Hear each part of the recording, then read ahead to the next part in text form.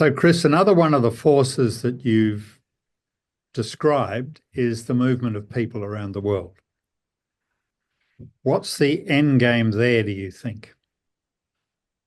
Well, I think the end game is to ensure that firstly, we're taking that number of immigrants, which is conducive to economic growth, also to social stability and cohesion, but also allows us to take advantage and compete for the right skill sets globally, and that's an increasingly tight competition. We compete already with so many countries around the world for the best students, the best qualified, most qualified immigrants. Well, the challenge actually has been the opposite, and that is people being disruptors or the clash of religion, clash of race, clash of ideology, creating, and we've had smaller experiences in Australia, but much bigger ones in various parts of Europe. That's right. We though, as you say, we've managed to escape much of that. We've seen some really unfortunate incidents over the last couple of years, obviously, which are really regrettable. But it doesn't take away from the fact that a really big and important part of Australia's future relies on immigration, and that feeds really, really strongly into infrastructure in two ways. First, the need for social and economic infrastructure, and also for the need for people to help to deliver that social and economic infrastructure. But also, it's important from a defence perspective. So, if you think about the AUKUS project, it really is one of the biggest challenges Australia has ever engaged in. And it requires highly skilled, highly technically skilled people. And we're going to be competing with our AUKUS partners actually for those people to deliver our end of that project.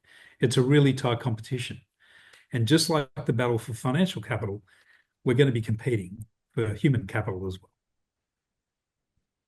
Well, that's the advanced democracies or the advanced countries. The developing countries have a flight of talent, don't they? I mean, people leaving Africa and the tragic stories of people heading north into Europe. They do, and there's that's a very important point, Peter, because the brain drain in those countries also creates and contributes to other problems, including geopolitical problems in those parts of the world and more broadly. But it doesn't take away, I think, from the fact that the competition is real in those advanced economies and will continue to be real, and will continue to tighten.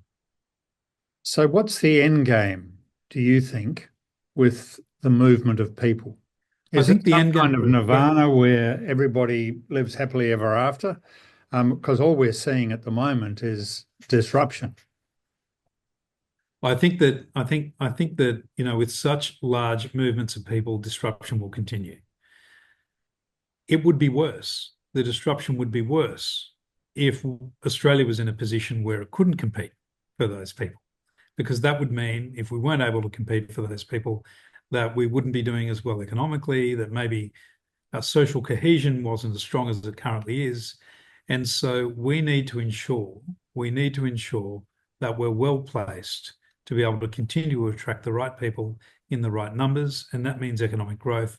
And that means investments of the type that I've discussed today, investments in social and economic infrastructure. And I suppose Trump's attack on universities in the United States presents an opportunity for us as well.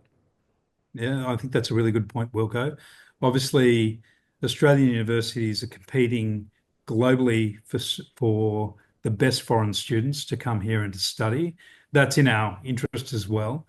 And the events in the United States, particularly with some of the leading universities in the United States, mean that we may be able to take advantage of of those movements from the Trump administration. We should ensure that we're able to do so. But again, having said that, all of those things are only possible if we've got the right social and economic infrastructure behind us in education, health, housing, and transport to be able to do so over time. Chris Flynn, thank you very much. Thanks, Pete.